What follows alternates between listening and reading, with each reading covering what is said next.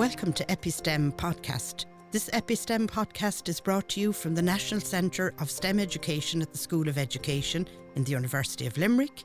I'm your host, Geraldine Simmie, and I'm the Professor of STEM Education here at the Centre and the Director of EpiSTEM. And my co-host, Michelle Starr, and I am the Research Liaison Officer in EpiSTEM.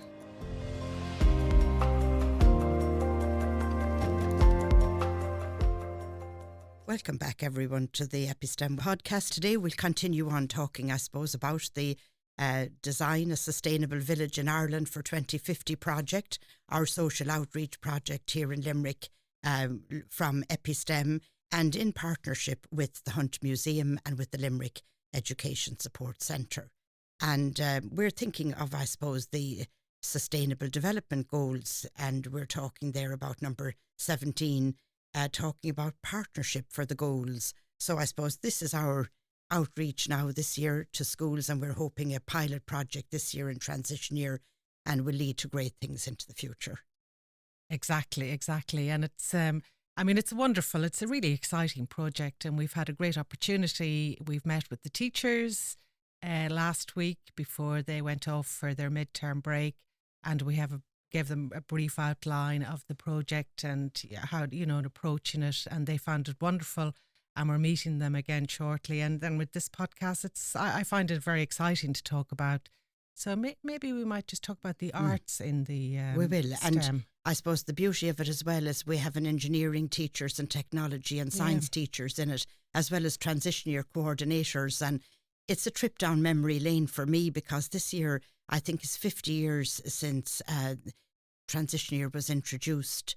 A Fine Gael minister brought it in, and it was introduced as a pilot, and it stayed a pilot for 20 years. Imagine. Yeah, stayed a pilot. Richard Burke, and he was in Tipperary. He had come from a poor enough background, and he wanted this kind of year to kind of help with, I suppose, that social equity and culture, and to close the gap there for young people and to give that chance. Now, whether it has done that or not is a question. That's always a tough nut for us to crack. And even when the project we're doing at the moment, that idea of, closing the gap and working in that way. Yeah. It's 50 years celebrated this year in the Guardian article. And I remember I did 10 years on the west coast of Ireland supporting the year, and Chief Inspector Maura Clancy used to always say to us that you teach that which you need to learn. And I was out there for quite a while, because I'd come in at it as a kind of a science and maths teacher, and I was out there a long time, I suppose, wondering, well, what is it I'm trying to learn? And I figured out, I think, that it was that I was trying to, really put the holistic, be able to explain teaching and teacher education as a holistic process, that it is it's relational, that's connected with human growth and development, and it's intellectual growth as well. But it's also human growth and development, and there has to be that existential chance for somebody to actually become a person in their own right, a lifelong journey. Yes, and actually that whole way of thinking, of that relational and holistic way of thinking of teaching, is very much in the research at the moment. You were showing me some great articles today on, with the in that area, that you have Douglas Braun, who his research as well it tells about that holistic big approach to, and the relational thinking and inquiring, get deep into the thinking. So that was an amazing thing that you were looking at that at that time. We were. And when it was transition year. It was working with the teachers. Is it going around the country? We were a team of 14, and we had 4 people based in Dublin that were kind of the leaders of the team, including Jerry Jeffers at the time. He's a lecturer, retired now from the University of Maynooth, and Maura was our chief inspector that was connected with us for many years, and she was outstanding in the holistic approach she had. She had been a French teacher. She was a really good critical thinker. She had that lovely French agent provocateur approach, saying to us, when you go to schools, you support and you challenge, you keep people on their toes. I loved that, because that's the kind of liberal schooling I had got myself, that it was quite okay and very important actually to be able to Yes. critique, to be able to name it, call it out. That piece that almost is almost closed in nowadays. Yeah. That's almost seen as you're radical beyond the belief if you call something out nowadays. I don't know what's your experience, but I see education being tucked away at times into a corner where the power and the privilege and politics is kind of hidden a bit. Yeah, it is. And it's funny because it's the opposite to the rhetoric that you read about what it should be. In that it's a mutual, relationship between the students and the teachers themselves. But going back to the transition year, it is a wonderful year, and that article was a wonderful article because it was was it Paul Mescal and another actor? Yeah, Cillian Murphy, wasn't it? Cillian Murphy, yes. Yeah, that it featured in it. And of course, when the Guardian picks it up, we all get awe and wonder in Ireland. Yes. It was Zoe Williams that wrote the article in, I think, is it here in my hand, on the 16th of October in the Guardian, celebrating that the year and giving the history, but actually telling us that Paul Mescal in Maynooth, when he was in school, and that Cillian Murphy did their transition year, and they both had good things to say about it. And of course, Cillian Murphy, what I loved was he said that it was an oasis, that space that he got, to not only do acting and drama and everything, but they did get that space to grow up, and that exactly. And also what Paul Mescal, and I know, and it's good to have, you do need those names, for people to relate as well of what's going on. But he was saying that he was living in a very masculine world, and he was big into sports, and he would never, probably gone into the acting except for they had to audition for Les Miserables? No, it was Phantom of the Opera. Yeah. And only for that, and that's how he was, he got his, went in and did a good audition and got a part and loved acting from there. Yeah, So I mean, it's fabulous. you just find yourself. Yeah, well, I had been years teaching transition year in the Jez in Galway, and we had gone abroad to BASF to a company, and we'd got a little mini laboratory out of a suitcase, and we got a whole set of them eventually. And I used to have 8 week, the students would come to me for 8 weeks, and we'd be doing all the experiments in little hot plates and mini laboratory, all small glassware, and they'd be entering the Young Scientist competition and everything. I mean, when I think of it, it was like fabulous. Now, at the time, the government couldn't really sanction enterprise openly on the label. So I think that's where we didn't get very far with the BASF mini laboratory, but it was a fantastic thing for teaching science, and the young people loved it. Exactly, and it gives everyone access to a laboratory. It does. Which not all schools have access, and that's the unequal part of it. Yeah, and you were heating with the hot plates, so you didn't need your gas burners, and you had tiny amounts of liquid. So when you look at trying to make the green transition today, I mean, it's the question needs opening again. Yeah. But anyway, when I'm thinking of a transition year, I was looking at the resources they have on the NCCA website. Have you seen them? All of the resources for all of the different courses, it's amazing. Yeah, it is absolutely amazing. Like the resources they're trying to get people to understand the world they're in, to make a difference, to be able to have social justice. And they're even bringing in poverty and inequality, and how you look at all of these things within the realm of education, which is absolutely wonderful to see. Yeah. And of course, that's where the arts does it for me, because I know we're going to have somebody on to talk about the music and the way we've been adding music to the podcast and what we're doing for schools with the music. We'll talk to that in a minute. But I mean, what the arts does when you add it into STEM education and you make STEAM education out of it is that you kind of you broaden it out, and you give that capacity to question the power, and you can get students to have imagination and to rethink about the world, and you can actually have the technology and the engineering and the science really making good citizenship. Yeah.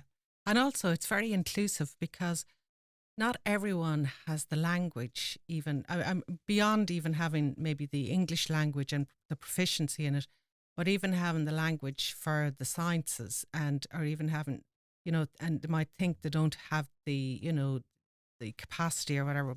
And the great thing about arts is that it opens it up to everyone, because it's a different approach. It's not about learning something off. It is about learning, but it's learning in a different way. It's a learning through creativity and a making, which some people are more tactile and it will work for them. So it broadens out to more of the students and the young people. And it brings in the experiential and the aesthetics and beauty and everything. Yeah. And it's such a pity that we have kind of closed down playful learning and joy of learning. Yeah.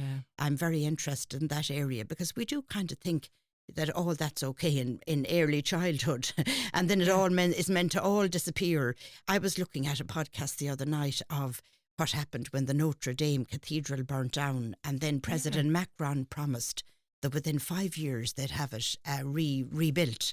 And you should see the commitment, and you should see the craftsmanship and the old ways and the new, and the way they were actually taking in the STEM and the technology, and then all of the old heritage, the way they're actually redoing it. And in 5 years they've it nearly done, and they're rebuilding the clock and the old clock face. But they've all these people that are clockmakers, young and old, with them. But it's like, it just fascinates me watching the way they've actually rebuilt it from using the artistic, the collaborative and the science and the technology and the whole lot interwoven. Yeah, because it's, you know, when you say it like that, what I'm seeing is it's all about, the arts is bringing in a collaboration, isn't it? Yes. It's bringing in a group, so you can have, it's having a group of thinkers, different angles, different perspectives, and it makes a subject, I think, more interesting because you can look at it from different perspective, especially when you add in the arts. Yeah. And it can make it very visual as well. If you're that way inclined for learning. And I'm interested in kind of what Maxine Greene talks about, kind of maybe that wide awakeness or critical consciousness, that idea of people, you know, being educated people, having the knowledge and all that, but using it for the greater good of society, the climate action, social justice, all that part is very, very important. And there's a paper here by Fitzgerald and Hausler and Pfeiffer. It was written there only a year or two ago from Australia and New Zealand, and they do a really, really good take on STEM education and STEAM education, and they show it like it's like along a spectrum. In other words, you can use it in narrow ways, you can use it to just barely have a little bit of creativity, or else you can use it in the broad way where it's a problem-posing education. You're using it in the bigger picture, and they move it from one end of the spectrum all the way over to the other. And of course, we haven't got there yet, but isn't that a lovely journey to be on? It is a lovely journey. You do see a lot of the, you know, adding in the technology or the engineering around which is the, you know, an add-on, and that problem posing is the way it's more, it sounds more interesting for young people. But also, I think it fits in very well with our project because it's problem posing. It's about designing an eco-village for the future. So it's putting that problem, and it has to be surrounded by the social justice and the equality and the human rights and thinking of everyone. So that is, it's posing that problem. How will you do that and design that? Yes. And the young people are using the arts, and they're using all of the, you know, the STEM, the science, technology and engineering, you know, to go for it. Yeah. Because, yeah. And even if you thought into like in 2050 in Ireland, if you posed the question and we were adding our piece of music and our local community music and our students here in UL playing a piece of music at the end of each one of our podcasts. But actually we will have, Avril McLaughlin will come and talk to this in detail one of the days. But actually a lot of it is about inspiring the young people to think about, you know, music is a great social cohesion. Yeah. Music brings people together, whether they have the same language, whether they're the same culture. It brings that experience of, it can build communities, it can do peace building. Yeah. And it's one of the arts that can actually, between dancing and music and composing and all of that. And I'm sure with digital technologies into the future, there will be ways in which in 2050 in a village there could be, you know, open air concerts and, I don't know, lovely covered concerts. Yes. And there are obviously ways in which that could be an aspect of STEAM education. Yeah, exactly. And that'll be, I'm looking forward to that talk with Avril and to learn more within that area. But I think it's good to remind in the design, when at this stage of designing the village, to keep that an area for the type of music within, when you're thinking of the village itself, for people to, for a cohesive community and for everyone to mix and enjoy together, that whole thing. Yeah, and I think like I saw one of the NCCA transition year units was on design and discovery, and it was about engineering and technology education, and I could see it fitting in very well there in with the arts and the music and bringing something into play there. But so those great ideas, I suppose they're just sparkles of ideas. Ball talked about, I suppose, using the arts to interrupt the discourse, and that's the piece I love, because science always tries to bring us down to the answer and arts will interrupt. So I think the interplay between both of those disciplines and multidisciplines is fantastic, because it opens out the thinking, and it brings us, I suppose, to the next part of our podcast today, which is probably looking at our sustainable development goals. Maybe in our number, was it 7 we were saying, and maybe 10 were we mentioning? Do you want to talk to those? Yeah, I think, well, I'd say number 10, which is reduce inequalities, and you and I have discussed this. This is central to the whole project, is that inequalities, reduce inequalities, because we want a more equal village, and that's what's there in the design.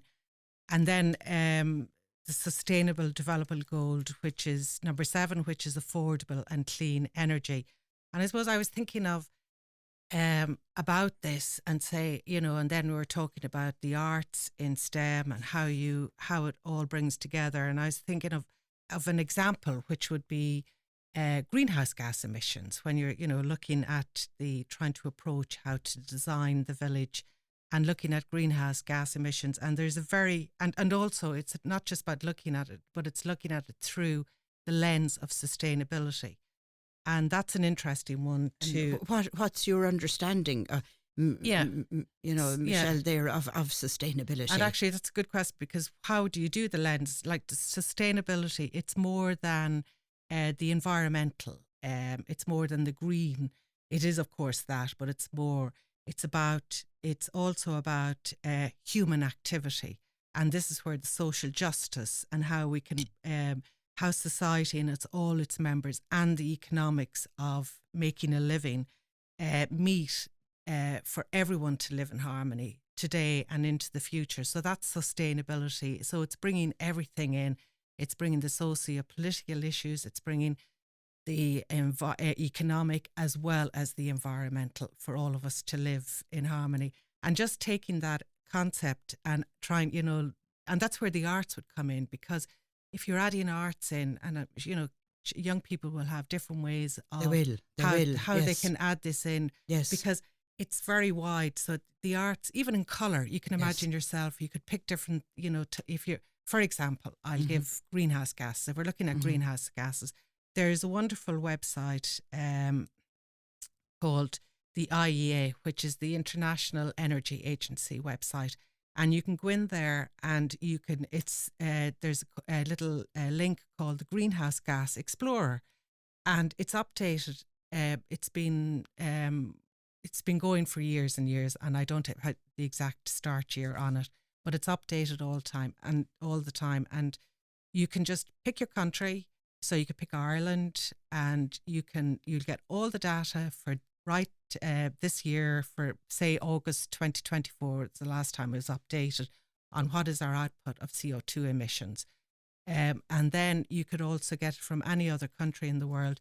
And therefore, looking through a sustainable lens, okay, it's great having that information, what we get, but now what you want to see is what's going on in the world, because like you're saying with the STEAM and the problem posing, so you could have a problem posing about greenhouse gases, and you can say, why is it that the richer countries like Ireland, America, and you can do these countries, other countries in Europe, why do we have higher greenhouse gas emissions compared to the poor countries, which are called the countries from the global south?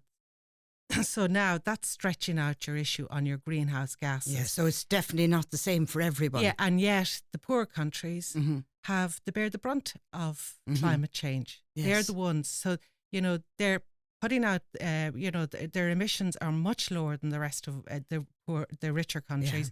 but yet they're bearing the brunt. So it's not a simple universal kind of solution. Yeah. So you're looking into the global as the research is telling us, you're just looking into that global, and now then the next thing. So you can see the data and you can see, wow, there's a big difference. Say you pick Niger, which is a country that has a huge, climate crisis. They're really bearing the brunt of it. And compare that to Ireland, and you'll see that their emissions are almost nothing compared to Ireland. Yes. So now, then you will work through that, and what you want to find out now is that, what's, why is this happening? Because you don't just leave it at that. You want to broaden it out and find the global issues. And then you look into factors such as the historic factors, such as colonisation, which these countries would have been exploited for their resources. Their land would have been exploited, their farming, and also an awful lot of their skills would have. Of course, that's where they were kind of, I suppose, calling it all the Anthropocene is kind of that idea. It's absolutely kind of like humans, we're trying to fix something now that we've caused ourselves. Now, exactly. Using the we, I'm not going into the we, but, humankind has actually, through our activities over the last 200 years, we've actually caused a lot of this problem ourselves. Exactly. And it's through that lens, like you can see all industrial drilling for things and all of that. And you'll see the climate, you'll see the injustices. These are social and climate injustices that were going on, because you can now ask, well, why are these countries still poor, even though they're not colonized anymore? Many, and so then that brings on further into looking at what we're looking at is how power, this is where now you're looking at power, where the power in the world. And you want to see what is going on, because poor countries are not poor because they were made poor. Yeah. So now we know they were made poor, but what is keeping it going? And so you look into the institutions. So you're actually taking a sociological lens to it. You're looking at it as the kind of social construction. Yeah. And I'm thinking of the NCCA booklet on how the world works. Yeah. That idea, it's actually in there because they have actually how the world works. They have how to get young people to speak out, and then people would look at their own local area, and so you'd actually have that little bit of, I suppose, wide awakeness. Absolutely, and that's what we want to get at. But we want also the young people to know where the science of the climate change, where it's coming from as well, to understand the ozone layer, the oxygen, the whole lot, to understand the chemistry, the physics. The mathematics of what you're looking at there, a critical numeracy, isn't it? Yes, exactly. Yeah. And, you can look into the governance of trade as well, which is bringing in the numeracy. But you'll see that from the World Bank and the IMF, and you'll see, that it's only the richer countries that are at the table and negotiating the trade agreements. So then, with all this knowledge, it's giving all of us and the young people the power where they can say, well, we should democratize this and the global south, and put pressure on our own government and other government, put pressure that the global south countries should be sitting at the table. And that's just one example. It's just one example, but it's actually showing, I suppose, that development of citizenship in real terms.